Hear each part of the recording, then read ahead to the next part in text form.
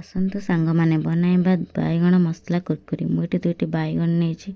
ବାଇଗଣକୁ ଭଲ ଭାବରେ ଧୋଇ ନେଇଛି। ଏବେ ବାଇଗଣରୁ ଚୋପା ଛଡ଼େଇ ନେବା। ଚୋପା ଛଡ଼େଇ ସାରି ଏହାକୁ ଏହିପରି ଭାବରେ କାଟି ନେବା। ବାଇଗଣ କାଟି ସାରିବା ପରେ ଗୋଟେ ପାତ୍ରରେ ଲୁଣ ପାଣି କରି ସେଥିରେ 2 ମିନିଟ୍ ପାଇଁ ବାଇଗଣକୁ ଭିଜାଇ ରଖିଦେବା। ଏବେ ଆସନ୍ତୁ ଆମେ ମସଲା ପ୍ରସ୍ତୁତ କରିବା। ଏବେ ଗୋଟେ ବାଉଲ ନେବା। ବାଉଲରେ କିଛି କର୍ଣ୍ଣଫ୍ଲୋର ପାଉଡର ପକାଇବା। ସେଥିରେ କିଛି ବେସନ ପକାଇବା। ସେଥିରେ କିଛି ଜିରା ଗୁଣ୍ଡ, ଧନିଆ ଗୁଣ୍ଡ, ଲଙ୍କା ଗୁଣ୍ଡ, ହଳଦୀ ଗୁଣ୍ଡ, ସ୍ୱାଦ ଅନୁସାରେ ଲୁଣ ପକାଇ ଅଳ୍ପ କିଛି ପାଣି ଦେଇ ଭଲ ଭାବରେ ଗୋଳାଇ ନେବା। ତମେ ଭଲ ଭାବରେ ଗୋଳାଇବା ପରେ ଦେଖନ୍ତୁ ଆମର ଏ ମସଲା ପ୍ରସ୍ତୁତ ହୋଇଛି।